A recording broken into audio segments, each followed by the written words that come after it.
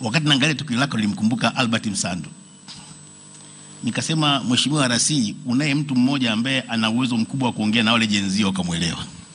Dar es Salaam. Albert Msando. Kwa sababu mapito ambayo wale vijana wanapita na wako wengine jenzio umri wao, mara nyingi wanafikiri wao ni waanzilishi. Wao ndio waasisi. Sisi tunafikiri tofauti na nyie wazee. Lakini hawajui kwamba kumbe hata sisi katika ujana wetu na umri wao tulikuwa na dhana zile zile za kufikiri tumebeba dunia katika mabega yetu na kufikiri tunaweza kufanya mabadiliko kwa namna ambayo tungetaka, wakati mwingine tukiwa vyuo vikuu. Na ndio maana nimerejea hotuba ya Mheshimiwa Mkuu wa Mkoa aliyotoa kwa wanachuo wa IT, akinikumbusha tulipokuwa tunaandaa kunji chuo kikuu cha Dar es Salaam, tunasubiri boom tupate kwanza kujihakikishia kama tuna boom, alafu tunaangalia IGP Maita na askari wake wako wapi. Tutaandamana kuanzia chuo kikuu cha Dar es Salaam, tutapita Sam Nujoma, tutapita Morogoro, tunajiona tumeteka, tukawa tunafikiri kwamba sisi ndio wenye nchi pale chuo kikuu. Alafu tukipigwa barabarani, baadaye tutaje kujikuta ala, kumbe mimi ni sehemu tu. Watangulizi wetu kabla ya hapo walijaribu kufanya kitu kama hicho, wakasababisha sisi ambao tulikuwa na chuo kikuu miaka 90 kujikuta tunakaa mwaka mzima nyumbani sababu ya vurugu kama hizo. Na baadaye watu wengine maisha yameharibika kabisa kwa sababu ya kile ambacho kimetokea kama mob justice, mob psychology. Kama watu wote mnaingia mkifikiri kama nyinyi mmebeba dunia, kumbe ni sehemu ndogo tu ya jamii, hata kama ni watu 1000.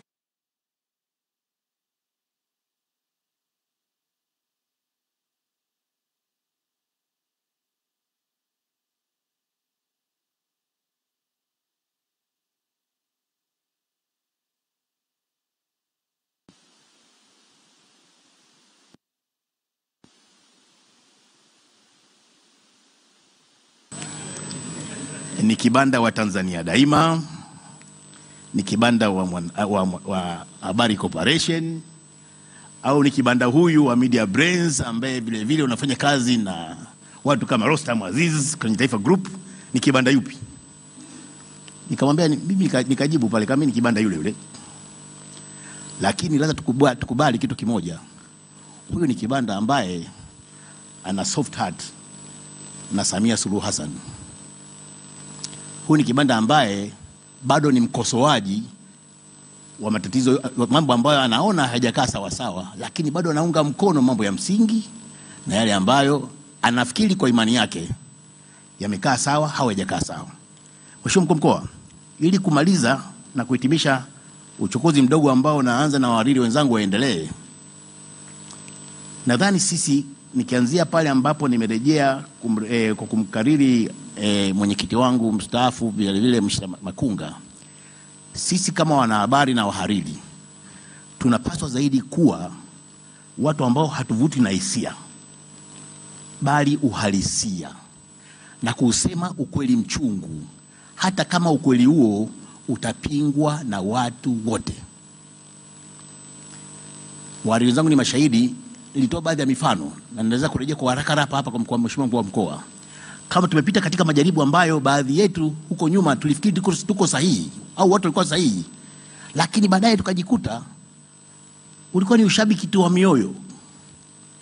Mwaka 95 niliwaambia wahariri wenzangu, alitokea mtu anaitwa Augustine Jatonga Mlema, akawa maarufu kweli kweli.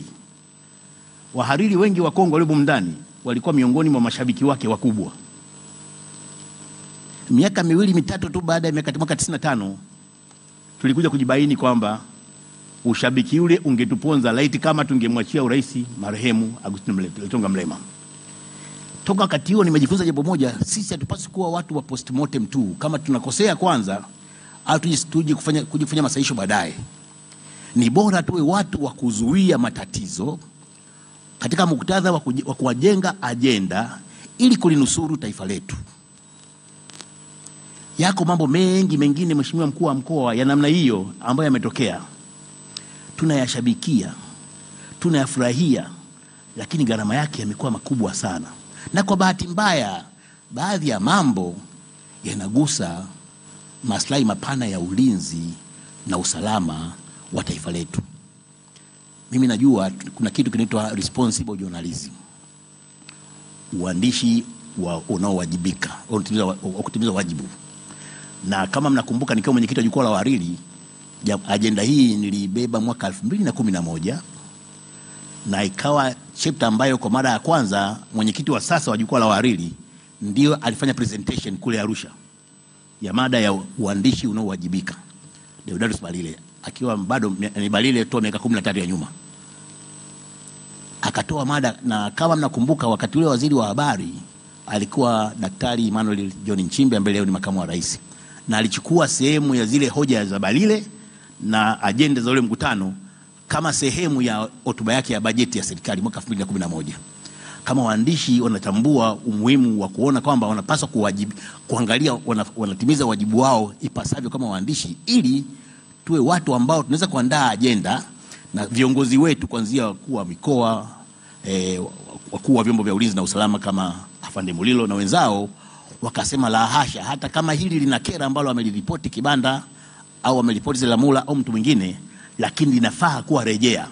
Na ndio kitu ambacho tumekuwa tunakipigania siku zote kama wanahabari. Lakini pengine Mheshimiwa Mkuu wa Mkoa, wanahabari au wahariri, wakati fulani tunapoona sauti zetu zinafungwa na kufutwa, pengine ndio na sisi tunajikuta tukifuata mkumbo huo. Nafanya rejea ya mwisho kuhusu kwa rapisi wangu hapa Mulilo, kwamba wakati fulani wa sakata la mabucha ya nguruwe Dar es Salaam na sakata la Mwembe Chai, vyombo vya habari, nadhani nilikuwa na Baraka Islam na wenzangu, tulikuwa Manyerere hayupo hapa, na wako waandishi walitumwa na Mr. Makunga alikuwa yuko Majira, tulikwenda tukiambatana na polisi walio katika operation kufanya coverage na kamera nyuma yao kwa maelekezo ya IGP na RPC.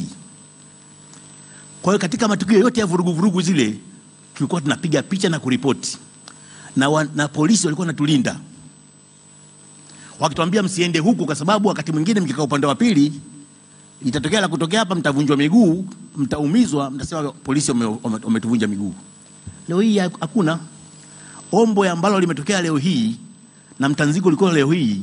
Laiti kama vyombo vya habari vingekuwa vimeambatana na vyombo vyetu vya ulinzi na usalama kwa mwenendo ule, naamini pengine tungetoa taswira njema zaidi na bora zaidi kuliko tulionayo leo hii, na pengine upotoshaji usingekuwa mkubwa wa kiwango hiki.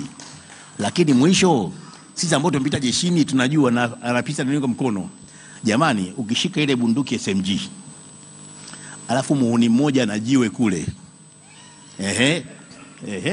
anajiwe kule, alafu unaona amekwenda kurarua nguo ya mmoja wa polisi wenzetu au wale wameraruliwa nguo zao au uniform zao, unajua utakachotokea pale?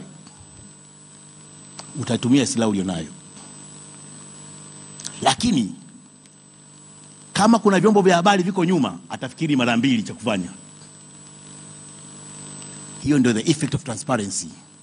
Lakini vile vile hata wale wahuni ambao wanajua kuna kamera zinawaona, watatafakari mara mbili, tukienda kibomoa pale tutaonekana. Kwa hiyo pengine uhuru wa vyombo vya habari unaweza kuwa chagizo muhimu sana la kiusalama kwa nchi, kama rejea na mafunzo ya huko tuendako. Asante Mheshimiwa Mkuu wa Mkoa. Asante sana ndugu yangu Kibanda, na nadhani wote ameeleza vizuri swala la kuseti agenda kwa vyombo vya habari, ushirikiano kati ya vyombo vya habari na jeshi la polisi. Kwa wale ambao tuliripoti ile tukio la Mwembe Chai, mtakumbuka Afande Venance Tosi, kulikuwepo zile Land Rover za Santana zile, ilikuwa tunaambiwa kabisa kwamba hebu pandeni, alafu kama wana advance, mnajua mnachukua zile picha mnazipiga. Wakati mwingine wanawaambia ise chuchumali na kuja bomu la machozi, si nia ya kuwaumiza wale wala ninyi mliopo kwenye magari, lakini angalau mweke kumbukumbu. Lakini hata wale waandishi wa habari wafanye coverage ambayo ni ya msingi, kuliko sasa hivi ambapo imekuja na artificial intelligence, ambapo unaweza ukadhani unachokiona ndicho, kumbe unachokiona sicho. zingekuwepo picha zinazoshuhudia kilichotokea ingesaidia. Sasa muda ni very challenging, ni mwalike ndugu yetu Joyce Shebe, na nadhani hapo sasa mtakuwa mmeshatusikia Mheshimiwa Mkuu wa Mkoa na Afande Mlilo, na Afande Mlilo atakuwa ameshatusikia, nadhani atapata cha kusema naye. Alafu baada ya hapo sasa tutakwenda kwa Mheshimiwa Mkuu wa Mkoa ajue kwamba kumbe walichoniitia sasa ndio hili lengo lao, na ataweza kuzungumza kunena na sisi kwa ufasaha. Karibu Joyce Shebe, tumpigie makofi kidogo jamani. Mbona mnabania hivyo? Karibu sana.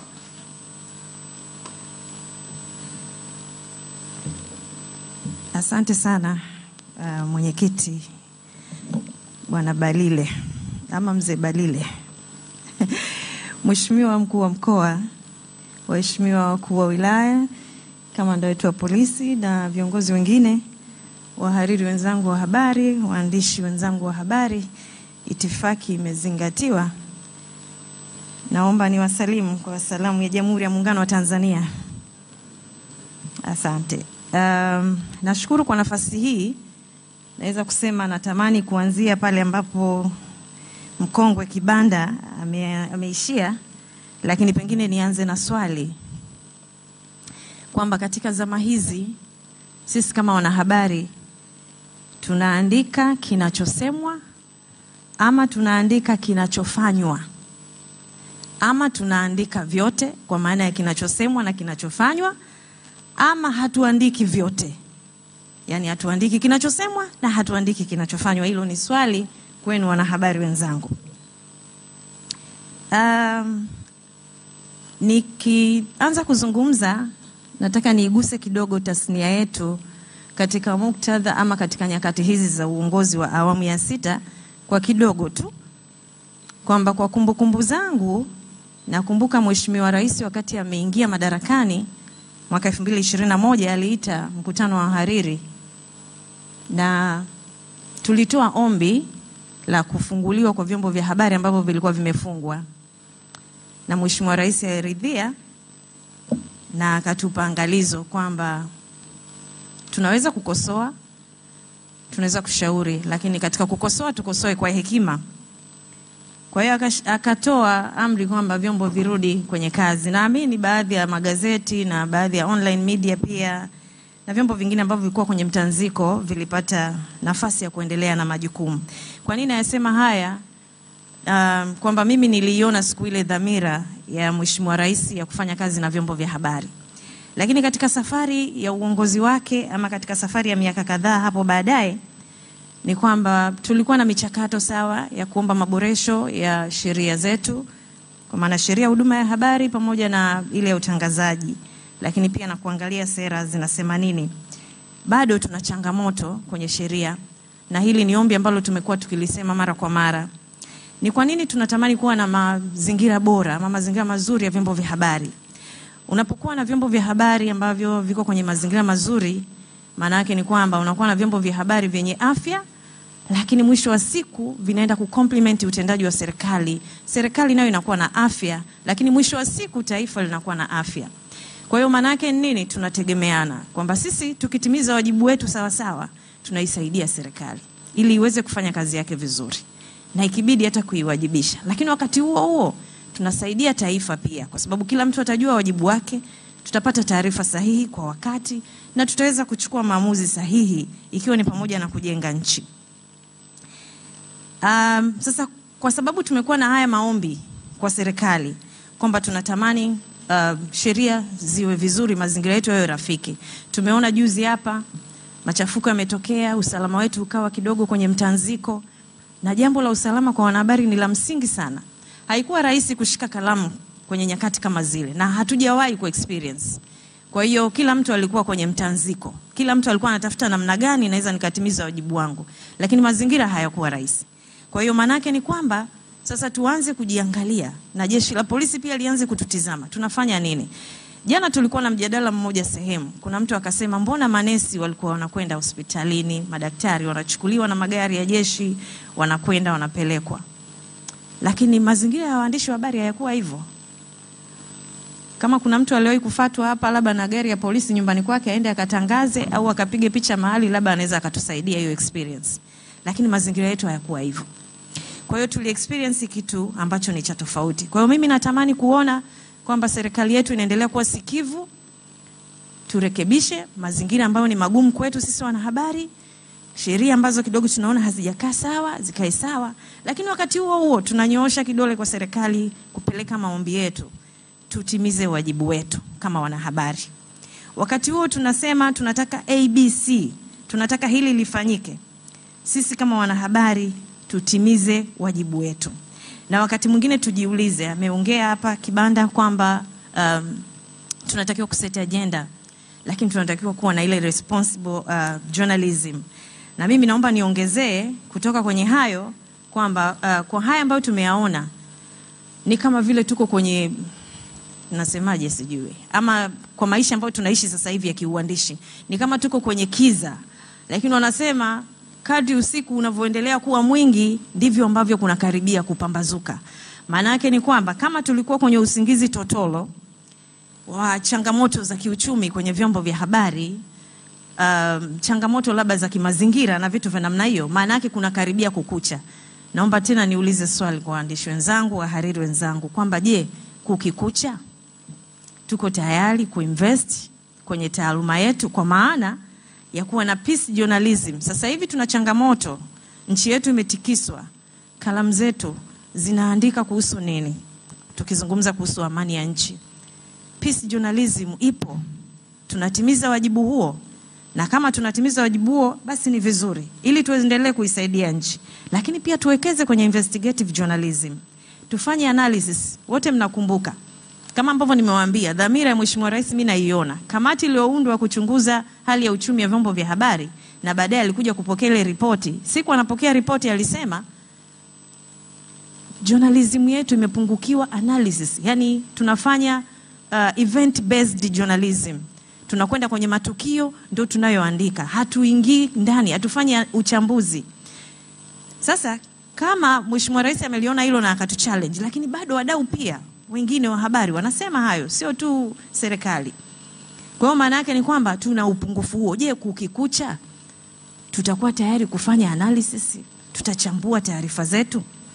Lakini kama hiyo haitoshi, tutainvest kwenye specialization, kwa sababu unapokuwa umebobea ndivyo ambavyo unaweza kufanya kazi yako vizuri. Haya yaliyotokea, kwa mfano, kama tungekuwa na watu ambao wamebobea kwenye uandishi wa maeneo ya hatari, pengine wangeweza kufanya vizuri kuliko hata taarifa za CNN. Lakini kama hiyo haitoshi, tuinvest kwenye teknolojia. Na mwisho wa siku tubezi kwenye public interest journalism.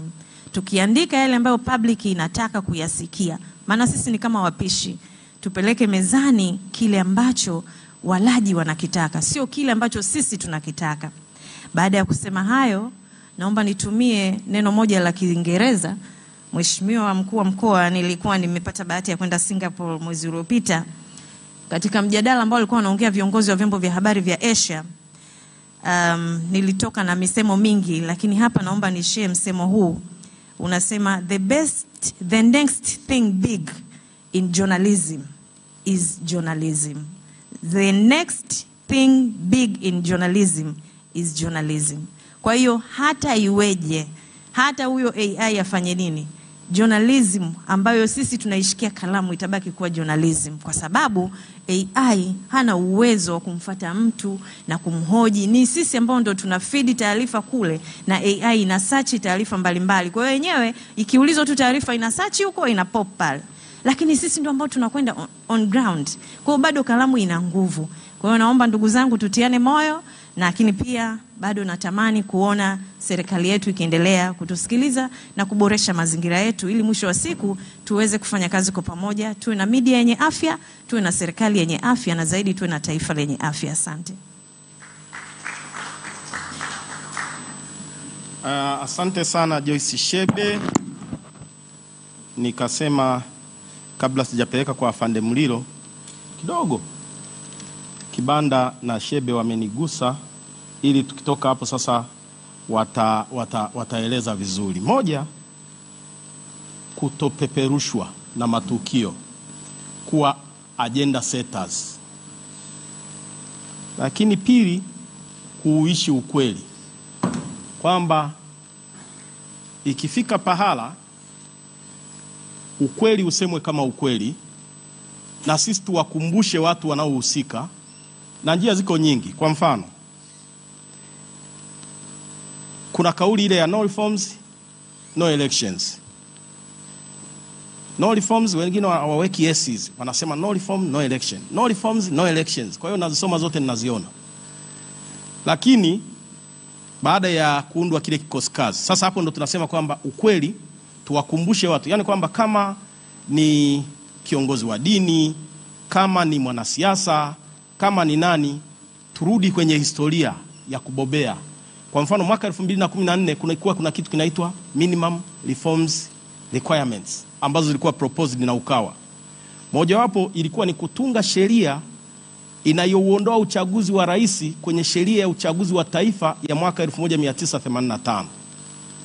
Mwaka 2004 imetungwa sheria ya uchaguzi rais, wa bunge na madiwani. Ukisema hivyo hujampigia debe mtu yeyote, bali unawaeleza kwamba hili dai la kwamba itungwe sheria limetekelezwa. Ikawepo dai jingine la kutungwa sheria ya tume huru ya taifa ya uchaguzi. Mwaka 2024 imetungwa tume huru ya taifa ya uchaguzi sheria. Yapo maneno kwamba makamishina wamebaki wale wale. Ni kweli. Lakini ukiangalia jinsi walivyoingia na utaratibu wa kuwaondoa, ni ama serikali ingeomba Jumuiya ya Madola kuunda tume maalum ya kuwachunguza kuona kama wamepungukiwa sifa ndipo waondolewe. Lakini tenya zao zinaisha. Watakaoingia walikuwa wanalalamika kwamba wakurugenzi wa halmashauri wanasimamia uchaguzi. Imeondolewa kisheria, mkurugenzi wa halmashauri hasimamii uchaguzi. Sasa hili ni kosa kuwakumbusha kwamba hili limefanyika. Walikuwa wanalalamika kwamba wajumbe wa tume ni makada wa vyama.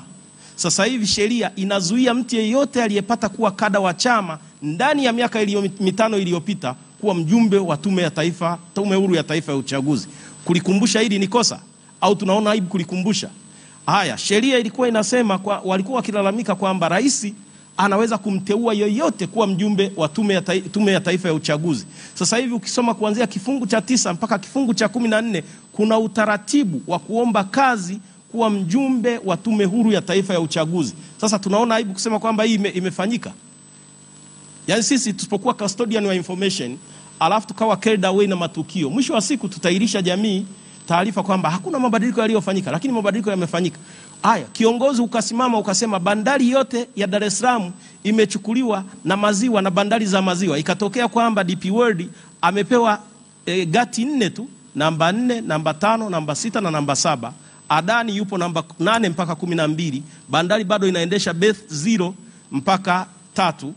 Basi tumtaski yule mtu aliyeiaminisha jamii kwamba bandari yote imechukuliwa, ikaleta chuki katika jamii, arudi aiambie jamii kwamba nilikosea, hata ule waraka uliosomwa haukustahili kusomwa kwa sababu kule yupo Adani, hapa bandari bado wanaendesha, zimechukuliwa gati 4, badala ya kuambia watu kwamba bandari yote imechukuliwa. Sasa hivi nasema, na ninajua kuna makundi huko watashambulia kweli kwamba balile, lakini tukiogopa kusema ukweli, baadaye tutakuja kusema kwamba lakini unajua hiki kilichokuwa kinasemwa ilikuwa kimeshabadilishwa, ila sasa tuliona kwenye WhatsApp makundi yanashambulia. Haya makundi ya WhatsApp yanayoshambulia, mimi kuna kundi moja nipo, kuna watu 193, lakini ukiingia unaweza ukadhani Tanzania yote yenye watu milioni 65 ipo kwenye ile kundi la WhatsApp. Na wengine unajiuliza, hivi hawa walilelewa, walifundwa, walizaliwa kwenye familia? Mimi nimeshaishi zaidi ya nusu karne duniani hapa. Lakini anasimama mtu unamuona amegraduate juzi tu, ana miaka 22, 23, anafungulia bomba la matusi. Unasema ende kwa sababu alipii kodi, basi acha aendelee. Responsible journalism, peace journalism, public interest journalism. Hatujazuia kuchokonoa, kutafuta maovu. Kila mtu afanye. Lakini sasa tujue tunawajibika kwamba jamii ibaki salama. Afande Mlilo, nadhani umetusikia. Unaweza sasa na wewe utuguide kidogo, alafu tukimuita mheshimiwa mkuu wa mkoa. Ndio maana mimi niliona kama pale ratiba kumuita sasa ingekuwa yeye, ina maana amekuja na mawazo yake atueleze, lakini kwanza atusikie sisi alafu ndio twende. Na hapa hatufungi mawazo ya mtu katika mjadala, lakini tukumbuke anayo maelekezo ndani ya hii miezi mitatu, siku 100 tutakwendaje, ikiwemo hiyo tarehe 9 kwamba tutakwendaje. Karibu afande Mdio.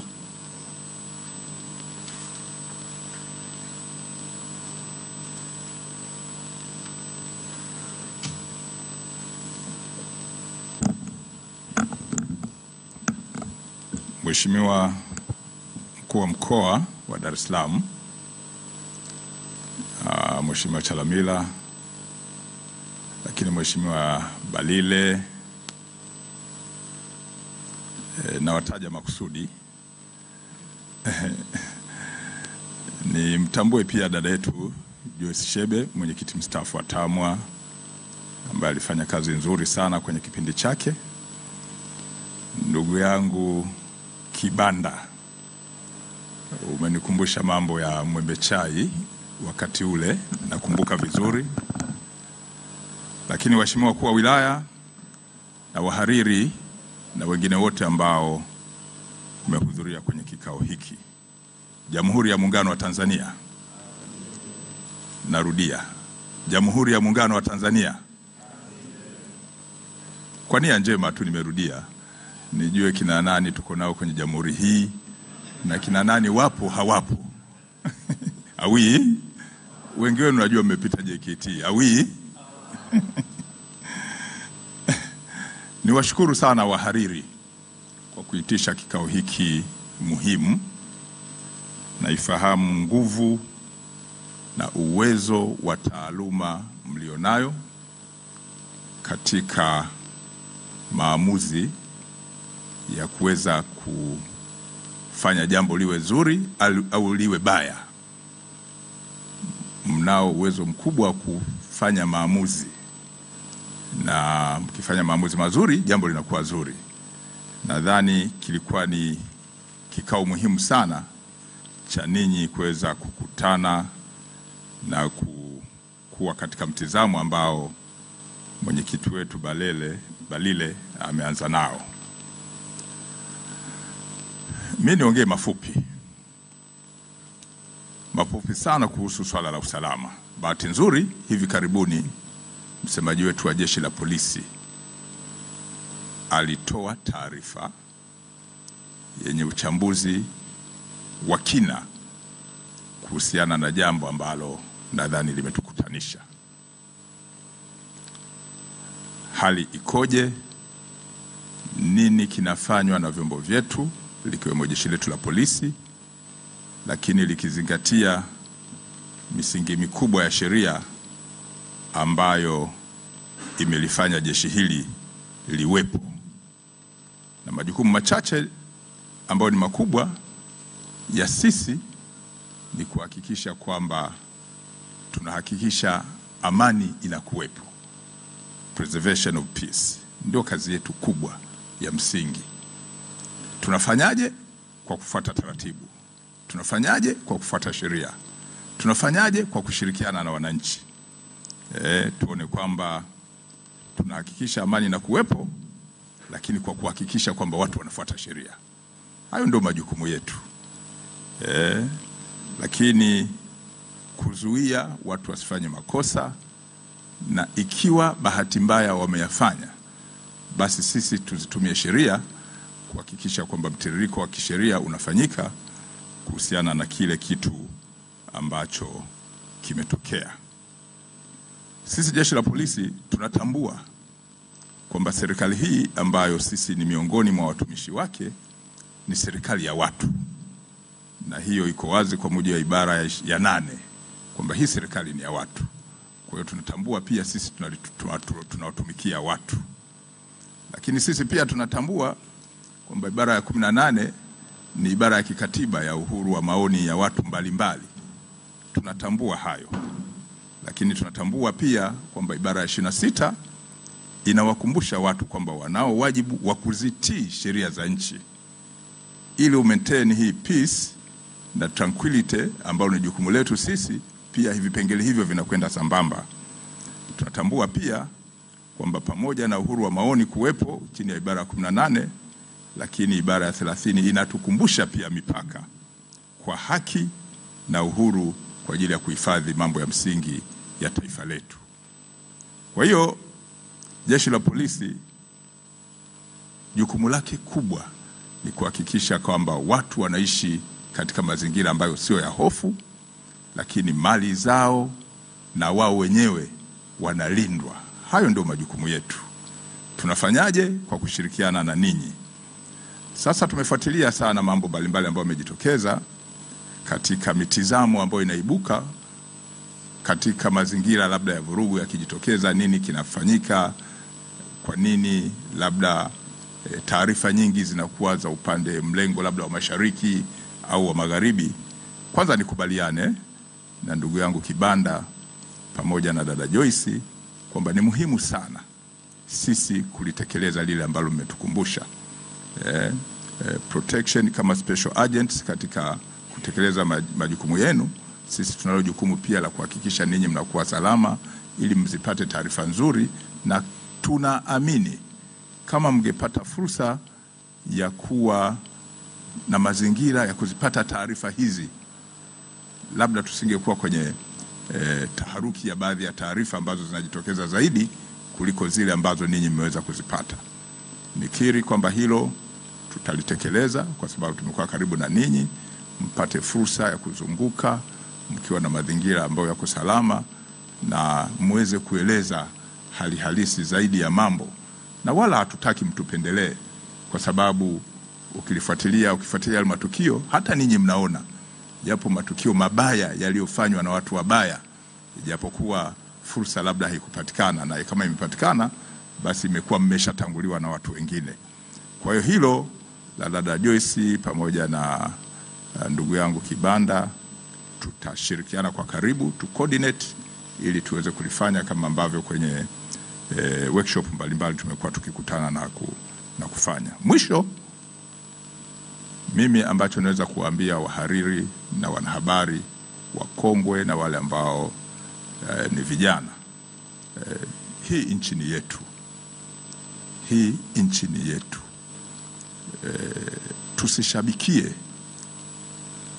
Tusishabikie hata kidogo tukaenda kwenye mlengo wa kufanya tuwe kwenye vurugu. Vurugu zina gharama. Vurugu zina gharama. Kuna mambo ya kujaribu, lakini kuna mambo hata kwa taaluma hupaswi kuyajaribu, kwa sababu chochote kikitokea, wewe na mimi, mazingira yetu yatakuwa tofauti. Kwa hiyo jitihada ambazo Mheshimiwa Rais amekwisha toa mwelekeo tuziunge mkono, lakini jeshi la polisi majukumu yake yataendelea kutekelezwa kuona kwamba tunakuwa salama kwa kushirikiana na vyombo vingine vya dola. Na kusema kweli, kama msemaji wetu wa jeshi alivyotoa, jukumu letu ni kuhakikisha ninyi wote mnakuwa salama na wananchi wetu kwa kuzingatia misingi ya kisheria.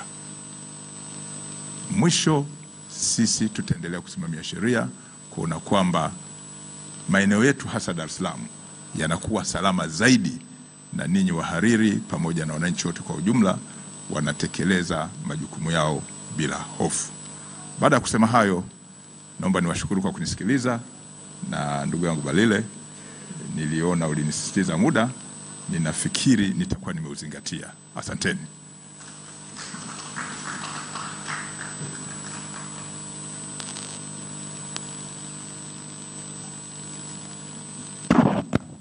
Afande, tunakushukuru sana, na tushukuru pia hili la ushirikiano tumelipokea.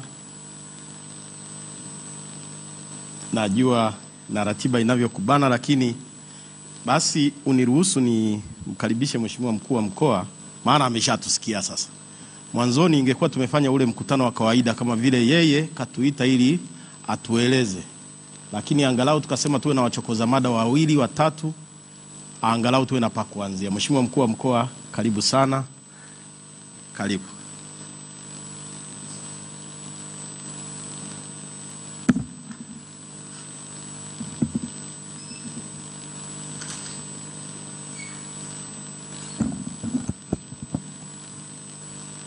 Jamhuri ya Muungano wa Tanzania.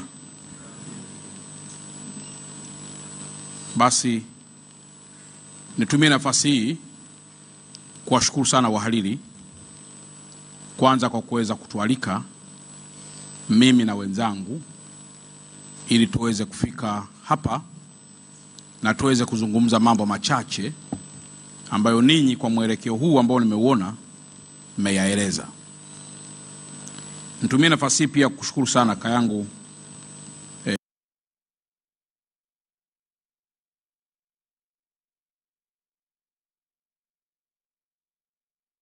Balile, lakini kushukuru sana pia dadangu Joyce, na nikushukuru sana pia kayangu Kibanda kwa maelezo ambayo mmekwisha yatoa. Tumshukuru sana pia kamanda wa jeshi la polisi Sakap Mlilo kwa maelezo pia ambayo naye amekwisha yatoa kuhusiana na mwelekeo wa hotuba fupi zilizotolewa na wahariri wetu. Ndugu zangu wahariri na vyombo vya habari kwa ujumla, kwa bahati nzuri au mbaya sijawahi kukutana na jopo hili la wahariri, na wakati nimepata mwaliko nilikuwa najiuliza mara mbili, sasa huko tena kuna nini? Unajua, ukigundua mwandishi wa habari yuko vizuri, anapokuita mahali popote ili mkutane mzungumze, huwa sio jambo la ndio la kwenda tu, kwa sababu unajua ana material, ana smart brain. Kwa hiyo ukiona kuna uoga unatokea kwa kiongozi kukutana na mwandishi wa habari, basi ujue hiyo ni tafsiri ya haraka kwamba mwandishi wa habari huyo ana smart brain. Kwa hicho ndicho pia kichonikuta mimi na wenzangu kabla hatujaja hapa. Lakini pia leo mada ambayo nimeiona ni utekelezaji wa maagizo ya Mheshimiwa Rais, Waziri Mkuu pamoja na waziri wetu wa nchi ofisi ya Waziri Mkuu, tawala za mikoa na serikali za mitaa. Mtakumbuka kwamba sisi viongozi wa ngazi za mikoa na za wilaya, kwa sasa ofisi yetu imehamishwa kutoka ofisi ya Rais kwenda kuwa ni ofisi ya Waziri Mkuu. Maana yake ni kwamba Waziri Mkuu kwa sasa ndiye anayesimamia moja kwa moja masuala yote yanayohusu tawala za mikoa na serikali za mitaa. Na nieleze kwa ufupi sana, kama ambavyo Mheshimiwa Rais mwenyewe ameeleza kwamba tarehe 29 ya mwezi uliopita taifa letu lilikuwa kwenye uchaguzi, kwa maana mwezi wa 10. Na uchaguzi huu sisi kwetu Dar es Salaam tunayo picha pana tunayoweza tukaendelea kushare na wenzetu. Yapo maelezo mengi kuhusu uchaguzi wenyewe, kwamba je, uchaguzi ulikuwa huru na haki? Tunaposema uchaguzi ulikuwa huru na haki, what are the indicators? Je, uchaguzi huu ulikuwa ni kiashiria cha demokrasia? Na kama ilikuwa ni kiashiria cha demokrasia, nini ilikuwa ni indicators zake? Lakini mwisho wa siku, kama ambavyo na ninyi wenzangu mmeshuhudia, mpaka tarehe 28 mkoa wetu ulikuwa shwari kabisa. Lakini kwa Dar es Salaam mpaka saa 5 za asubuhi mkoa wetu pia ulikuwa shwari kabisa. Nimekuja pia na ndugu yangu Albert Msando ambaye ni mkuu wa wilaya ya Ubungo, lakini pia tupo na ndugu yangu Mpogoro ambaye ni mkuu wa wilaya ya Ilala hapa tulipo, na tuko pia na mkuu wa wilaya ya Kigamboni ambayo inapakana tu hapa, ndugu yangu Mikaya. Wakuu wa wilaya wengine pia tutaungana nao, walikuwa pia kwenye majukumu kadhaa. Ukimuuliza mkuu wa wilaya ya Kigamboni kama alikuwa anasikia mabomu, basi alikuwa anasikia akiwa kwa mbali sana. Mkuu wa wilaya ni shahidi, wala tuzungumzi kwa hisia za kwetu binafsi. Kwa mantiki hiyo, ukienda pale Kigamboni ukasema uchaguzi haukufanyika kwa pale Kigamboni, manake wale ndio mashahidi wa kuulizwa kuhusu uchaguzi kufanyika ama kutokufanyika. Hiyo ni sampuli moja tu katika mkoa niliyoirejelea. Lakini vipi kuhusu taifa kwa ujumla wake? Taifa ambalo ni nchi pana, je, kote huko kwa siku hiyo ya tarehe 29 kulikuwa ni sawasawa na kilichotokea katika barabara hii ya kutoka pale Kimara kuja mpaka hapa au mpaka pale walipoishia? The answer is no. Kwa sababu na sisi wazazi wetu hawako hapa Dar es Salaam, wanapatikana huko mikoani. Wao wanasema tunawaombea huko Dar es Salaam, tunawaombea huko Dar es Salaam. Kiswahili cha kuombea huko Dar es Salaam maana yake nini? Ni kwamba huku haijatukuta. Sasa tunapozungumza kitu, huwa lazima sana tuepuke ujumuishi mno katika usemeaji. Nikisema ujumuishi mno kwa Kiingereza ni fallacy of hasty generalization, kwamba unachukua sampuli ndogo unaicompare na unit kubwa, halafu una draw conclusion kutoka kwenye premises ambayo ni ndogo, halafu unahitimisha kwamba hivyo ndivyo ilivyo. Hatujakataa kwamba katika mkoa wetu tulipata dharura hiyo, tulipata dhoruba hiyo, lakini hata unapofanya research unasema nilikutana na matatizo kadhaa. Na mimi kama mwalimu wa research na kusubiri mwishoni kuangalia ni kwa kiwango gani changamoto ulizokutana nazo ziliathiri research yako, ili sasa kama ziliathiri research yako tuseme kumbe majawabu unayotupatia si majawabu ya uandani, si majawabu ya field, na kwa mantikio research yako haiwezi kuwa na matokeo sahihi. Kwa hiyo sisi mkoa wa Dar es Salaam tunaungana pia na Mheshimiwa Rais kukubali yaliyotokea, lakini na kuendelea kutoa pole kubwa sana kwa Watanzania wenzetu. Kama mtakumbuka juzi pia katika hotuba yake, moja ya mambo ambayo ameendelea kuyarudia ni kuendelea kutoa pole. Tafsiri sahihi ya neno pole maana yake moja ni kukubali kilichotokea, lakini mbili ni kutoa neno la faraja kwa mtu yoyote yule aliyepata kadhia. Na kadhia hizi zipo kwa waliopoteza maisha, kwa waliojeruhiwa, kwa waliopoteza mali, kwa waliopoteza utulivu, kwa waliopoteza uchumi. Wote wanaingia kwenye jopo hilo kubwa kwa pamoja. Tukiwaita wana uchumi watuambie tulikula hasara kwa namna gani kwa muda wa siku 2 au siku 3, watakuwa na maelezo yao. Tukimuita mtu mmoja aje kueleza ulikuwa kwenye duka lako umeweka nyama ya namna gani ili uweze kuuza baadaye, ataeleza mambo yake. Tukimuita mtu mwingine pia aweze kueleza mambo yake, ataeleza pia mambo yake vizuri. Kwa sisi katika mkoa wetu wa Dar es Salaam, majimbo mengi uchaguzi unaendelea kufanyika.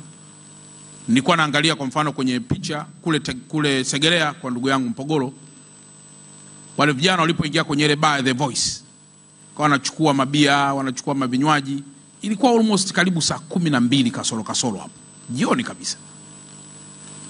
Kwa hiyo ndugu zangu, ninachoweza kusema kama ambavyo Mlilo amezungumza kwamba taifa linapoingia katika fujo, gharama zake huwa ni kubwa, zinamgusa initiator na zinamgusa ambaye hausiki kabisa na jambo hilo.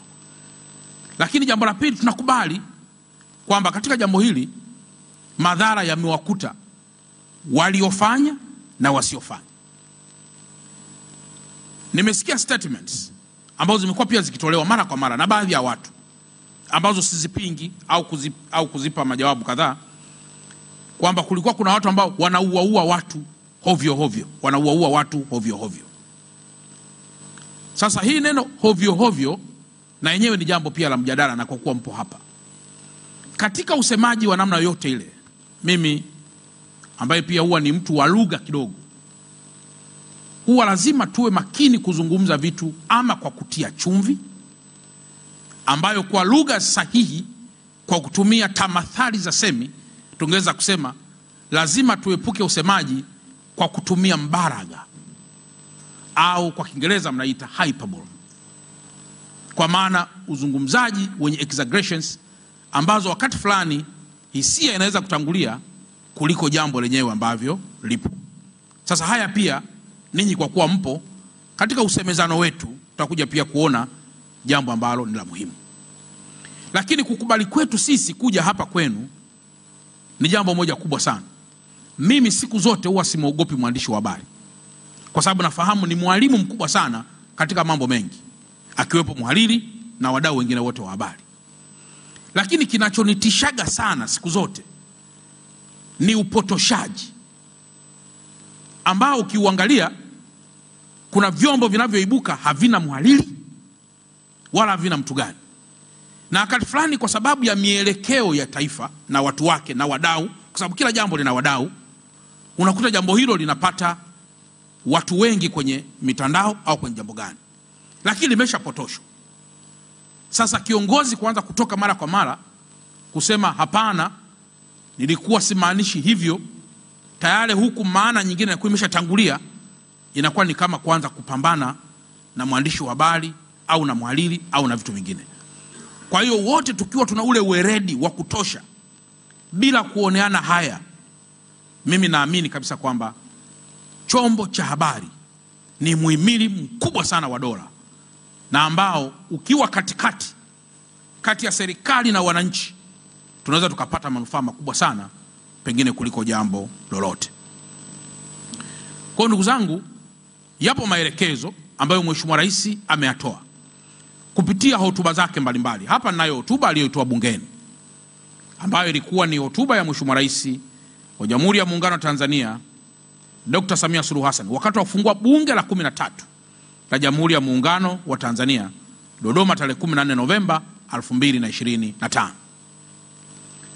Mambo ambayo ameyazungumza katika hotuba yake ni mengi, lakini jambo la kwanza kubwa sana sisi kwetu, pamoja na mambo mengine mengi, ilikuwa ni kuhakikisha miji yetu inarudi katika hali iliyokuwepo awali.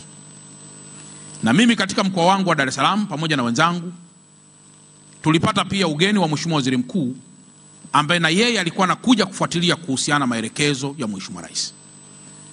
Na moja ya mambo ambayo sisi kwetu pia tulipata madhara ni miundombinu kuharibiwa, ikiwemo miundombinu ya dati, miundombinu ya udarati. Nikisema miundombinu ya udarati au nisema miundombinu ya mofati.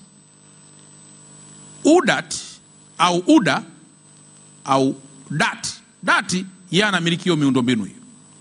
Miundombinu yake iliharibiwa ikiwa ni pamoja na vituo vya mwendokasi ambayo sasa tumeanza kuifanyia kazi ili usafiri ule uweze kurudi kama ulivyokuwa awali. Lakini ndani ya ile miundombinu wapo watu wanaotoa huduma, ambapo barabara ya kwenda Kimara kuna mtoa huduma mmoja ambaye bado hajaingiza mabasi yake ambaye anaitwa Transda. Barabara kwenda Kilwa Road hii kuna mtoa huduma mmoja anaitwa Mofat. Na barabara hii ya kwenda Gongo la Mboto atapatikana pia mtoa huduma mwingine ambaye sasa anaweza kuwa UDAT au akawa mtu mwingine kulingana na masuala ya kiushindani. Sasa miundombinu hii ndugu zangu wahariri imekushaanza kufanyiwa kazi. Na mpaka leo hii tunapozungumza, Waziri wa TAMISEMI ameagiza kwamba mabasi ya mwendokasi kutoka gerezani yaanze kwenda moja kwa moja Kimara, lakini kwa muda huu tumeshazindua kutoka gerezani kwenda mpaka pale Ubungo Maji. Kwa nini kwenda mpaka Ubungo Maji? Kwa sababu ndio mahali ambapo miundombinu yake angalau inaweza kuruhusu kuswap zile kadi na kukata nauli na vitu vingine. Lakini sio kwa vituo vyote. Vipo vituo ambavyo tunaruhusiwa kushusha tu na sio kupakia. Kwa sababu ukipakia manake mtu ataingia bure kwa sababu hakuna zile mashine za kuweza kuswap. Sasa mashine hizo mpaka sasa ndugu zangu wahariri zimekwisha agizwa. Tumekwisha ingia kwenye manunuzi ya dharura ili kuhakikisha kwamba miundombinu hiyo yote inarudi katika usalama wake. Pamoja na hiyo, barabara ya kwenda Kilwa, hii barabara ya kuelekea Mbagala, mabasi nayo yamekushaanza kufanyiwa kazi. Na kama ambavyo mlisikia hotuba ya Mheshimiwa Waziri Mkuu alipokana ninyi wenyewe, alitaja pia mabasi yaliyoharibiwa na mabasi yaliyochomwa moto. Lakini pamoja na mabasi yaliyoharibiwa na mabasi yaliyochomwa moto, kauli yangu tunaishia kule kule mwishoni kwamba bado haijaathiri kurudisha huduma hiyo kwa wananchi, kwa sababu mabasi yaliyochomwa moto ama mabasi yaliyoharibiwa hayajaathiri, kwa maana kwamba idadi yake haikuwa kubwa kiasi kwamba tunaweza tukasimamisha huduma hiyo kwa sababu ya uharibifu wa mabasi. Huduma ilisimama kwa sababu ya uharibifu wa vituo vya kupakilia abiria na kushushia abiria, ambavyo ndivyo tunapata nauli na vitu vingine vya namna hiyo. Lakini jambo jingine katika maelekezo ya Mheshimiwa Rais katika hotuba zake nyingi, ikiwemo hotuba ya juzi alipokuwa anaongea na wazee, moja jambo ambalo alisisitiza ni kuhusu taifa kuwa taifa huru, a sovereign state. Ndugu zangu, nafikiri tunafahamu kwa dhati kabisa kwamba baada ya mataifa yetu kuwa huru, uhuru una mambo mengi, na uhuru sio mchakato wa siku moja. Mnaweza mkatangaziwa kuwa huru leo, lakini bado mkaendelea kuconsulti, kupewa baadhi ya vitu na mambo mengine namna hiyo, mpaka pale ambapo unaona kabisa sasa taifa hili liko huru. A sovereign state, hata katika kwa mujibu wa sheria kabisa, ni kwamba Mheshimiwa Rais juzi anapohutubia alizungumza pamoja na mambo mengine, akazungumzia kuhusu kuinyoshea taifa vidole, kuliwekea taifa masharti na vitu vingine vya namna hiyo. Lakini akauliza, wewe ni nani unayefanya jambo hilo katika taifa lilo huru? Kwa nini president anasimama na kuzungumza vile? Tafsiri zinaweza kuwa nyingi, lakini mwananchi wa nchi yoyote anaweza kujisikia fahari akigundua na akiendelea kujua taifa lake liko huru. Na uhuru haupo kwenye nafsi au haupo wapi. Moja ya watu wanaopaswa kwa namna yoyote kulinda sovereignty of the nation ni mkuu wa nchi, na ndio maana anaitwa rais, lakini anaitwa amiri jeshi mkuu na mkuu wa majeshi ya ulinzi, kwa maana kwamba tunapolinda mipaka yake na tunapolinda mambo mengine yote hayo, tuna exercise pia zoezi kubwa sana la ulinzi wa uhuru wa taifa lake. Kwa hiyo ilikuwa ni jambo moja la muhimu ambalo sisi kwetu kama wana Dar es Salaam tuliona heshima kubwa mkuu wa nchi, kwamba wananchi msiwe na mashaka na taifa ambalo ni huru, is a sovereign state, na kwamba taifa hili liko na rais ambaye ataendelea kusimamia matakwa ya watu.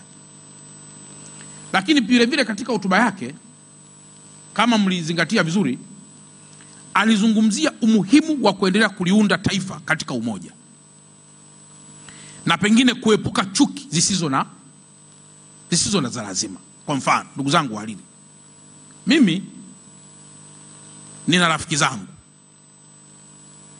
ambao siwezi kuwataja, ila nina rafiki zangu ambao wamekuwa ni marafiki kweli kweli kabla mimi sijawa regional commissioner. The moment mimi nimekuwa regional commissioner, nikaanza kuona wanajidistance. Mimi nikisogea wakati fulani wanajidistance. Lakini tuminongono huku pembeni nikitupata, sema huyu jamaa baada ya kuwa regional commissioner amekuwa ni mtu wa majigambo sana. Huyu jamaa baada ya kuwa regional commissioner amesahau kabisa alikotoka. Nataka niwathibitishie ndugu zangu, huu ni mfano mdogo sana ambao nimeuchukulia. Lakini ukiangalia vizuri sana pia katika mwenendo wa taifa letu, kuna investment kubwa sana inayofanywa wananchi kuchukia serikali au viongozi. Lakini ukiuliza kwa nini, mimi nikitokea kwa mfano Albert Chalamila, hebu nieleze kwa nini? Unajua nyinyi viongozi mmesahau mlikotoka. Sasa tumesahau vipi?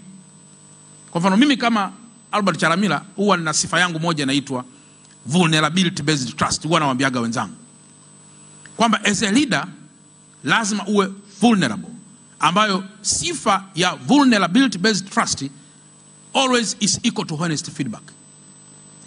Inakupelekea kuwa na feedback sahihi kuhusu jambo lolote unalowauliza watu. Kwa mfano ize kiongozi ukisema, vipi leo nimeongeaje? Wapo watakasema, bosi, hamna shida kabisa. Lakini yupo mtu atakayesema, bosi, leo kile Kiingereza hakikuwa sawa sawa. Leo mpangilio ule haukuwa sawa sawa. Leo data ulizozitoa hazikuwa zenyewe. Huyu mtu anayemwambia kiongozi mwenzie au kiongozi wake, reaction ya kiongozi ikiwa ni kumchukia huyu aliyempa ukweli na honest feedback hiyo, huyu kiongozi hana sifa ya ile vulnerability based trust. Na kwa mantiki hiyo, sisi kama viongozi lazima tuwe na hiyo sifa, ili tusikilize watu mnasema nini. Sasa inafika kipindi ujenzi wa hoja hizo. Juzi nilikuwa Iringa zamani, Walili, nilikuwa Iringa pale. Mtu mmoja akasema, nimekuja kuomba kazi. Kaniletea na CV. Akaniambia, kwenye vile vituo vyako vya mafuta hauna nafasi. Nikasema, vipi? Akasema, kile pale kiko njia panda Tosa Maganga, kile pale kiko si njia panda wapi. Sasa nikaanza kurejesha, mimi sijawahi hata kujenga kituo cha mafuta. Lakini huyu bwana amekuja akiwa very sure kwamba mimi na kituo cha mafuta. Na inawezekana pengine kwa mtu aliyemchukia Chalamila angeweza kwenda pengine kuchoma kituo cha mafuta kile kwa yule mtu ambaye amekopa pesa benki na analisha familia yake kwa chuki kwamba hii kituo cha mafuta ni cha Chalamila. Lakini ukweli wa Mungu kabisa, kituo hicho wala kijawahi kuwa cha kwangu, wala hata sifahamu kimejengwa saa ngapi. Lakini kwa sababu nia yake ilikuwa ni ya ajira, nikamwambia, bwana, hebu samahani, ngoja nizungumze na ndugu zangu wenye vituo vya mafuta pale Iringa. Nikawataja, alafu nikasema CV hiyo nitawapatia.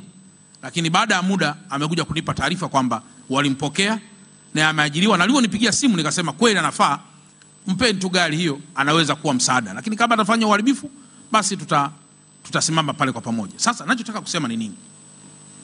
Maneno na maelezo kama haya yakidakwa na muhariri au chombo cha habari kwamba Chalamila huyu ana ukwasi huu, mwananchi wa pale chini ana trust sana jambo linalotoka kwa mwandishi wa habari au lilotoka kwa muhariri kuliko jambo lolote. Sasa ikifika kwenye kadhia, ndio yale ambayo alikuwa anauliza dada yangu Joyce au ndugu yangu Kibanda kwamba, je, umeandika kwa kuwa uliniuliza mimi nikasema ni yangu, au umeandika kwa sababu ulisikia watu wakisema kwamba mimi na kituo cha mafuta, au umeandika kwa sababu ulisikia jambo hilo? Sasa the same kwa mkuu wa nchi, the same kwa mawaziri, the same kwa nani. In connection na hili, kama wenzangu wamezungumza, ndugu zangu Walili na wa vyombo vya habari, mimi ni waombe sana, mahali popote linapozungumzwa jambo lolote lenye interest ya kuweza kuliandika ama kulitolea ufanuzi, mtu yoyote anayehusika, ni vizuri mkabalance story ili Watanzania wapate hadithi za pande mbili, hadithi za anayesema na hadithi za unayesemwa. Halafu kama mtaona kuna jambo lolote, hapo ndipo tunaingiza kitu kinachoitwa uchanganuzi wa kina kuhusu ulichokisikia, deep analysis of what you have heard.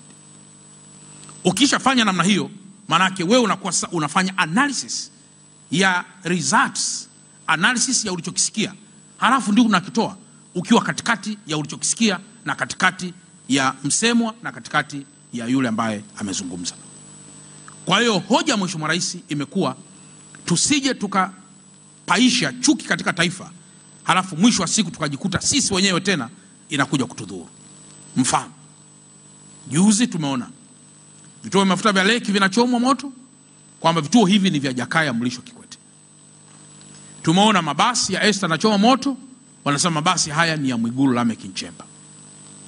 Sawa, basi hawa waliochukiwa mmekushafanya namna hiyo. Sasa na huyu dada ambaye duka lake liko pale Sinza, duka lake liko pale Kimara, mmelibomoa lile duka, mmechukua simu zake, mmechukua sio vitu gani vyote, ambaye ni mtu wa chini kabisa katika nchi yetu na katika uchumi wake. Huyu naye kosa lake ni nini? Hapa kumekuwa kuna contradiction, what we can easily call this statement, kwamba tuite maandamano au tuite vikundi vya kihalifu. Ukisoma hapa nina waraka pia hapa wa teki tu hapa, ambao pia Mheshimiwa Rais aliutaja. Ukisoma humu wanaita waandamanaji. Hii ni tafsiri. Tuseme tusite tafsiri. Tafsiri kwa Kiingereza ni translation. Hii ni fasili. Ni definition. Lakini nikimchukua ndugu yangu mawakuu wa wilaya ambao walikuwa huko kwenye mawilaya. Mimi niliwahi kutokea hapa, niliwahi kusindikiza maandamano ambayo nilianzia kule Mbezi Mwisho. Yale maandamano yakatembea yakaja mpaka huku mjini. Mimi nilikuwa miongoni mwa watu niliyesindikiza. Yale hayakuwa na jambo lolote la visu, la mapanga, la minyororo wala kitu chochote. Lakini hiki kilichotokea juzi, kwanza vijana walikuwa baadhi yao walivaa maski kama mliwaona. Kuna footage nyingi tu. Lakini mbili, ukiangalia walikuwa na maminyororo fulani ya kubomolea ile milango. Wanaingia ndani, wanaanza kusomba yale mabia, wanasomba mavitu kwenye supermarket. Alafu tatu,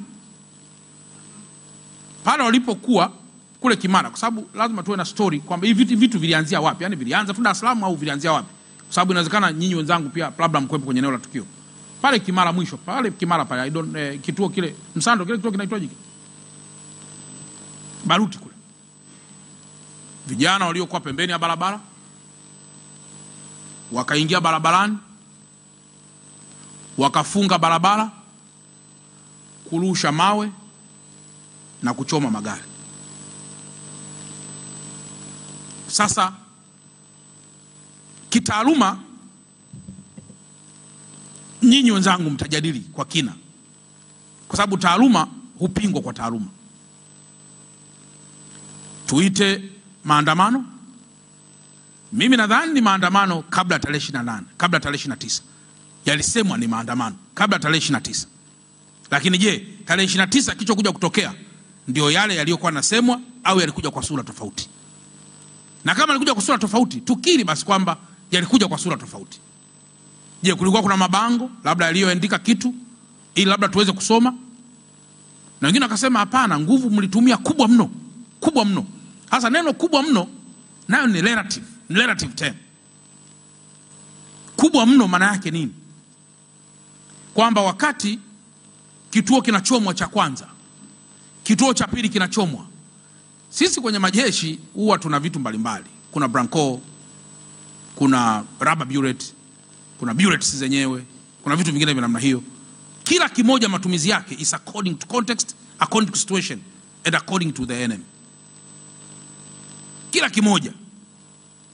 Sasa ukikaa unasikia twende tukachome matenki, twende tukafanye hivi, yani unasikia ukikaa. Sababu wenzangu wote hao walikuwepo wote hao. Sasa mwisho wa siku, nani anayependa mwenzake adhurike na apoteze maisha? Kwa sababu if that is the case, mbona ilikuwa rahisi sana saa tano tu ile mambo alivyoanza? Mbona ilikuwa rahisi kabisa pale? Wamekuja mpaka pale Shekelango. Mbona ilikuwa rahisi sana pale kufanya kama ni hayo mauaji ambayo yanazungumzwa? Mbona ilikuwa ni rahisi kabisa pale? Lakini sidhani kama jambo hilo lilitokea pale. Sasa with the time unaanza kujua nafanyaje. Utaanza kukimbia, una bastola mfukoni. Mwisho unakimbia unakuja kushtuka kumbe nina bastola mfukoni. Unakwenda unasema labda nipige juu. Unakimbia. Jamaa amekaza mwendo. Sasa nifanyaje? Unaanza kugeuka. Kwa hiyo mimi nikiri kwamba hakuna kiongozi yoyote, kwanza hata mimi mwenyewe niwe mkweli as a regional commissioner, unapata stress ile ya moja kwa moja kwamba kwa nini watu wangu hata kama ni wawili au watatu wapungue katika mkoa wangu. Unapata ile stress. Sasa mwisho wa siku ni mjadala, nyinyi kwa kuwa mpo. Nani alianza kuchoma kituo cha mafuta? Nani alianza kufunga barabara? Ni polisi au ni tunayemuita mwandamanaji? Yaani hii nalo ni muhimu kulijadili. Ni nani alianza kufanya vitu hivyo? Sasa baada ya yote ukiangalia hotuba ya Mheshimiwa Rais anakuja anasema, ukiangalia hotuba kabisa Mheshimiwa Rais anasema nimeona nisamehe. Nimeona nisamehe. Anasema ninatoa msamaha huo kwa sababu hata maneno ya Mungu katika kitabu cha Luka sura 23 mstari wa 34 anasema, na hapa na nukuu, Yesu akasema, Baba uwasamehe kwa kuwa hawajui walitendalo. Maana ya msamaha, maana yake nini katika speech ya Mheshimiwa Rais? Ni kwamba let's not forget. Hebu tuache hapo. Halafu baada hapo tuchukue yale yote ambayo ni malalamiko ya watu wetu, tuanze kuyafanyia kazi. Sasa moja kitu ambacho amekifanya ni kuunda tume. Tume hii, ndugu zangu waandishi wa habari na wahariri kwa ujumla, wengi au wachache wanasema sasa tume gani haiko huru. Mtakumbuka tume nyingi ziliwahi kuundwa, tume za kina Mzee Nyalali, tume nyingi za kina Warioba. Ni vizuri kuja ku-question matokeo ya tume. Ni vizuri kuja ku-question watakachowasilisha kuliko ku-question integrity ya combination ya tume. Tume ina mambo yake, itakusanya taarifa, itamhoji mtu yoyote wanayotaka. Lakini lengo lake ni kwamba ni ili kifanyaje. Na hapa naomba niwape mfano mdogo sana ndugu zangu wahariri. Mimi nikiwa Kagera, kama mnakumbuka vizuri, ndege ya Precision ATR42 iliingia kwenye ziwa Victoria, ilizama kwenye ziwa Victoria kama mnakumbuka vizuri. Na ilipoingia pale kwenye ile ndege, mimi nilikuwa kanisani siku hiyo. Imeingia, kijana wangu mmoja akaja kanifuata hapa kwa ndege imezama pale kwenye maji. Nilipokimbilia pale kwa sababu ya kule kupaniki, taharuki na kila kitu, pembeni kulikuwa kuna kamtumbwi kadogo ambako kako karibu kabisa na ile ndege. Huku kuna makelele na vitu vingine. Baada ya muda ule mlango ulifunguka, na baada ya muda lile bawa kwa kuwa lilikuwa lina kauwazi limevunjika, kuna mtu mmoja kapenyea kwenye lile bawa, akasimama akakaa kwenye lile bawa pale. Sasa wakati wale wanatoka wanaruka moja kwa moja wanaingia kwenye kale kamtumbwi, wametaharuki, wamepaniki. Walipokwenda moja kwa moja huko, ile siku ya kwanza jioni, tukawa tunawashukuru wale watu wenye mtumbwi. Alafu tukasema kwa kweli hongereni sana. Sasa tukamuuliza kijana moja na vijana wengine waliokuepo, wakasema asingelikuwa huyu kijana anaitwa bwana asingekuwa huyu Majaliwa, huu mlango wa ndege haki ya Mungu usingeweza funguliwa. Tukamuuliza Majaliwa, Majaliwa hebu tueleza. Akasema mimi nilishika kasia nikabonda si namna hii. Akasema pia nilidive kwenda chini, nikaona kule nani wale marubani na nini. Tukamuuliza Majaliwa, ulivyo dive kule chini uliona wale watu wako hai? Akasema mimi niliwapungia kabisa mkono, maana nisikuwa na namna. Basi na sisi kwa ushujaa wala bila siasa tukasema kijana huyu anastahili pongezi kwa kuweza kufungua mlango na kuweza hicho kimtumbwi kuweza kusafirisha watu pale. Na tukaongea pale na viongozi wangu kwamba jamani, huyu mtu tumpe hata zawadi. Na hivi ninavyozungumza ni askari wa jeshi la zimamoto na uokoaji, yuko hapa Temeke hapa, amepangiwa kituo chake hapa. Kuhusu uwezo wake wa kudive hauna mashaka, kwa sababu ni kweli kabisa na dive.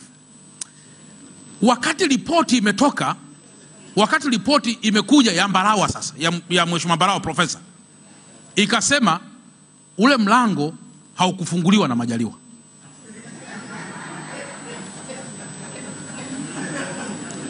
Akaniambia, Chalamila unacha kusema hapo? Nikasema ningeshangaa kwamba yale matokeo ya kwanza tukiwa tumetaharuki wote yanafanana moja kwa moja na ripoti iliyokuja baada ya utulivu. Kwa ninyi mlipotulia sasa vizuri, mkaangalia makamera, mkaangalia manini sijui kwenye mandege humo, kila kitu mkaangalia, ndio mkaja na matokeo sahihi ambayo yanasema mlango ule kwa kweli ulifunguliwa na yule bwana. Lakini kajiuliza, kwani ule mtumbwi nao ulikuwa kwenye ndege? Tukasema hapana, haukuwa kwenye ndege. Basi huyu bwana afaidike kwamba hata kusogeza tu kama mtumbwi kalikobeba wale watu, basi ilikuwa ni faida. Wacha tuache hivyo hivyo. Hoja yangu ya msingi ni nini? Hoja yangu ya msingi ni nini? Ni kwamba wote tukiwa tumetaharuki, mwandishi wa habari hayupo, mabomu yameanza kupigwa, mara tunaambiwa kwamba kuna watu wamefariki, si jambo jepesi mkawa na ukweli mmoja kuhusu tukio hilo. Mheshimiwa Rais kuunda tume katika hali ya utulivu, maana yake ni kwamba tume itapata muda mzuri wa utulivu wa kuhoji watu wakiwa wametulia vizuri na vichwa, kuweza kuangalia kwamba je, eti hivi huu ni ugomvi wa kisiasa kama tunavyoaminishwa, au kuna jambo la ziada katika siasa? Kwa sababu kama ni ugomvi wa kisiasa wa kwamba mimi nitakuwa mtawala bora wa kuja kuokoa maisha ya watu, kwa nini sasa huyu anayeitwa mwandamanaji anabomoa tena maduka ya watu wa chini wanaotafuta rehema ya utawala bora? Nasema basi hebu tuache kusema kwanza, tuende sasa kwenye kamati, tuende kwenye tume ambayo kwa utulivu kila mmoja akihojiwa, hata wewe Chalamila ukihojiwa vizuri kwa utulivu, kwa sababu mimi kwa siku ya kwanza, pili, ya tatu hata ungenihoji, nina uhakika pia kwamba brain yangu pia haikuwa sawa sawa. Sababu kwa mfano juzi hapa nakumbuka nilikuwa naendesha gari, niko peke yangu tu jioni na kwenda zoezi. Kuna majirani walikuwa wana sherehe, wanapiga mafataki. Mimi niliposikiliza ta nikapiga spidi kubwa. Sasa naelekea ambako sielewi ndiko adui alipo ama ndiko adui hayupo. Baadaye akili imenijia pale mbele, nikageuza nikasema, mbona haya magari yanaendelea kwenda huku? Ngoja na mimi nipige U-turn. Sasa katika hali ya kawaida ungenihoji mazingira yale, ningesema kuna watu wananitafuta mimi, kuna watu wananitafuta rasi, kuna watu wananitafuta, watu bado wabaya kabisa. Kumbe maskini wa Mungu wa Hindi siwi nani wanapiga mafataki. Sasa tukiulizana kwa utulivu, ndio maana Mheshimiwa Rais anaunda tume kwa utulivu, tuipe muda ili watu waweze kueleza mambo kwa undani, kwa utulivu, pasipo kupaniki kwa aina yoyote, lakini maumivu pia yakiwa yanaendelea kushuka, kuheal, ili uweze pia kueleza jambo pasipo kuwa na hisia na miemko, ili ripoti ile ikipatikana. Ndugu zangu, mtu anasema walikuwa ni askari wametoka nchi nyingine wanapiga mabunduki. Sasa ripoti ile itasema, je, ni kweli walikuwa ni watu wa nje? Tukiangalia hata kwenye baadhi ya kamera, mtu anasema watu walikuwa wanafuatwa ndani wanapigwa tu bunduki namna hii. Je, ni kweli kwamba watu walikuwa wanafuatwa ndani wanapigwa bunduki, au wote kwa pamoja tulipaniki tukakuza tukio, halafu wote pia tukaanza kuwa na hofu na taifa letu wenyewe? Sasa wote tukiwa na hofu na taifa letu, tutakimbilia wapi? Nimeutaja waraka wa teki na mambo yote ambayo yameandikwa humu, yameandikwa mengi sana mambo, na Mheshimiwa Rais pia aliurejelea waraka huu. Yapo mambo ambayo kwa mfano ya katiba mpya, Mheshimiwa Rais ameeleza hapa ndani ya siku 100, na sisi tumeshapata maelekezo ndani ya siku 100 tume Wizara ya Katiba pamoja na taifa kwa ujumla wataanza mchakato. Lakini Mheshimiwa Rais akasema hatuwezi kuanza na mchakato wa katiba, lazima tuanze na mchakato wa maridhiano, ili tunapokwenda kwenye katiba tujue tunaamua nini tulichoridhiana, ambacho kwanza tunadhani kinaweza kuingia kikawa sehemu ya katiba zetu. Kwa mimi kama mkuu wa mkoa nilikuwa nafuatilia, kwa mfano nilifuatilia siasa South Africa, nikaangalia chama cha tawala na vyama vingine vya upinzani vya kina Malema, vya kina Musi. Nikaangalia je, baada ya uchaguzi na baada ya kushindwa nini kilitokea. Nikaenda Zambia, nikaangalia chama cha UPND sijui cha ndugu yangu Hichilema. Nikaangalia wakati wa kwanza akiwa ameshindwa nini kilitokea. Nikaenda Nigeria, nikaangalia uchaguzi wa kwanza ule wa ndugu yangu Atiko Bakari aliposhindwa nini kilitokea, kabla ndugu yangu Jonathan na ambaye naye alikuja tena kushindwa nini tena kilitokea. Nikaenda mpaka Ghana, nikaangalia chama cha upinzani cha ndugu yangu John Mahama pamoja na Nana Akufo, baada nao kushindwa nini kilitokea na chama chao. Nikaenda mpaka Botswana, chama tawala cha BDP na vyama vingine pia vya upinzani, chama cha Duma baada ya mara kwanza kushindwa, nini tena kilitokea. Nimekwenda sehemu nyingi kuangalia, je, modal ilikuwa ni the same na Tanzania? Nikaona kabisa ilikuwa sio sawa na Tanzania. Sasa nini kifanyike? Ndio hiyo kwamba lazima watu wawe na fresh mindset ili wakae katika taifa lao waweze kuzungumza kitu ambacho kipo na kinaweza kikawa kina mustakabali mzuri kwa ajili ya taifa lao. Na mwisho, najua na ninyi pia mtakuwa na mambo mengi pia ya kuweza kutueleza sisi. Ukiangalia mambo ambayo pia yanazungumzwa. Juzi nilikuwa pia namsikiliza Dr. Kitime. Padre Kitime. Kwanza niweke interest. Padre Kitime mimi kwangu ni boss. Ndiye aliyeniajiri chuo cha St. Augustine, mimi nikiwa assistant lecturer. Na pia ni kiongozi wetu wa kiroho. Mimi ni Mkristo Mkatoliki. Na katika Ukristo wangu Katoliki huwa pia nina uwezo pia kuweza kuangalia mambo kiroho pia. Kwa sababu pia nasali. Na huwa pia na confess. Kwa juzi katika statement pia nilikuwa nasikiliza, na ambayo hapa pia imetamkwa hapa katika ule waraka imetamkwa kwamba askari wa jeshi la polisi walikuwa wanakwenda kwenye hospitali ya dini ya Katoliki kuzuia watu wasipate matibabu. Sasa hili nalo ni moja ya mambo ambayo ninyi wahalili na watu wengine vile vile tunakaa pia kusemezana kwamba polisi hawa wanalinda huku amani, alafu muda huo wanatoka kwenda hospitali kwenda kusema msitibu hawa. Mimi nadhani tunaweza kuwa na hoja nzuri sana ya kuisaidia serikali, lakini kamwe tusipresent hoja kwa mihemuko. Tusipresent hoja kwa mihemuko. Unaweza kuwa na hoja nzuri sana, nzuri mno, nzuri sana, lakini hoja, yani tusipitilize sana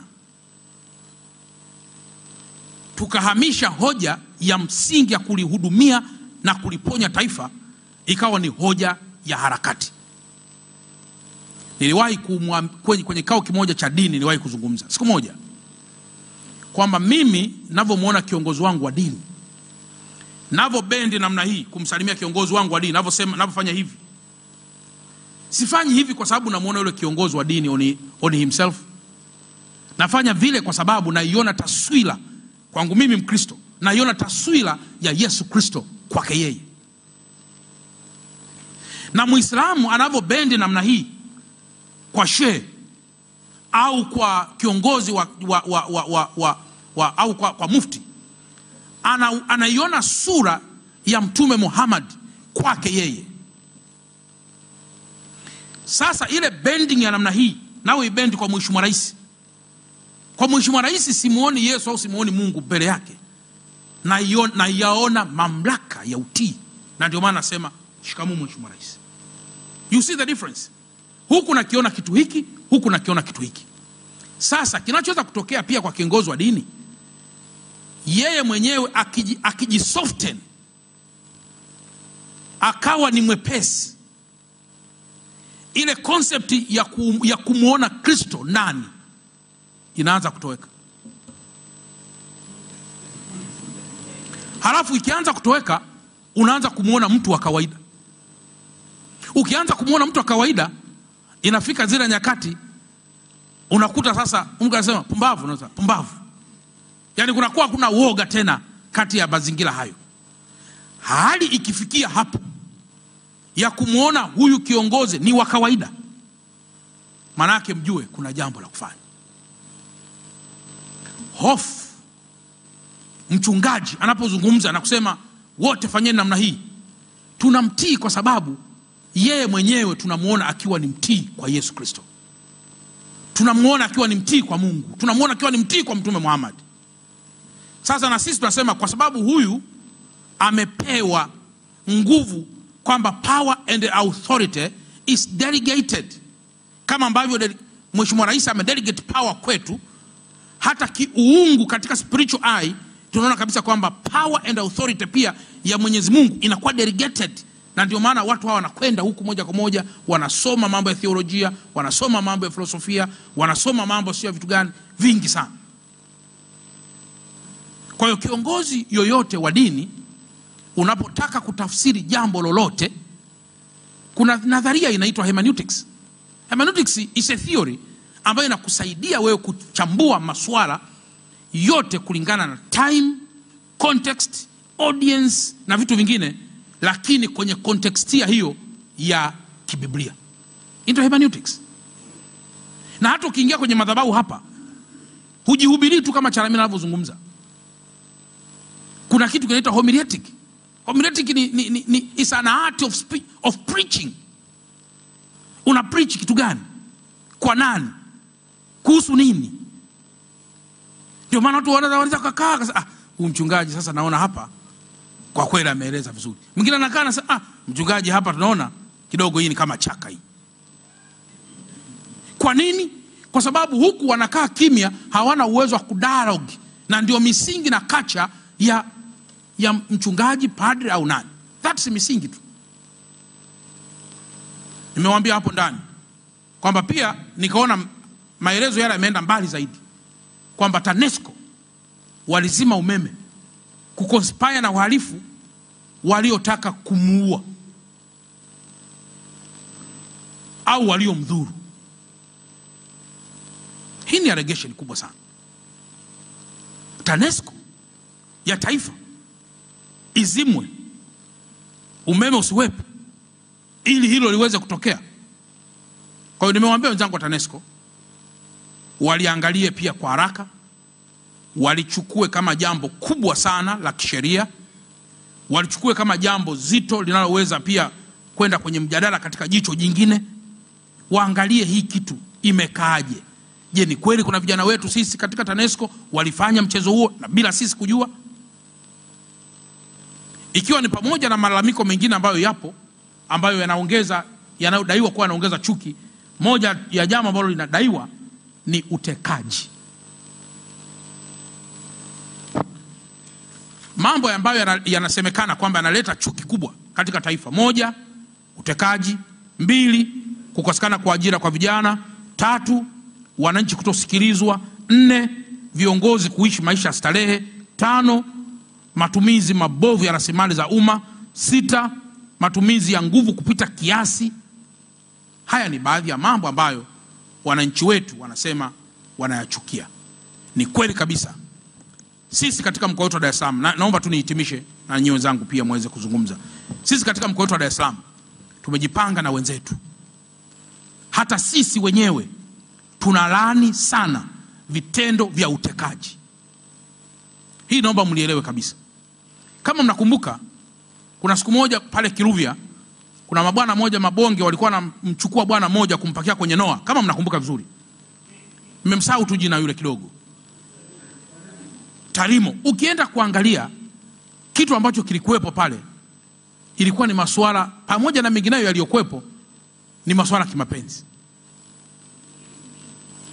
Katumika dada mmoja ampigie simu yule bwana, wakutane kwenye kale ka hoteli kaliko kuwepo pale. Yule bwana anapokwenda pale hamuoni yule dada, lakini anaona kuna jamaa wengine ambao wako pale. The moment tumetangaza, wote wakakimbilia njia za Ifakara na sehemu zingine. Tukabahatika kwenda kuwakamata na vitu vingine vya namna hiyo. Ripoti ilitolewa na jeshi la polisi. Lakini kinachosemwa hapa kwamba mbona hamzungumzi kwa sauti kuhusu utekaji? Na nataka niwaambieni brothers and sisters, ni vitu ambavyo wakati fulani mtu akipanga kuwa na nia ovu katika taifa, anaweza yeye mwenyewe akaangalia hivi ni mtu gani nikimspot, jamii moja kwa moja itasema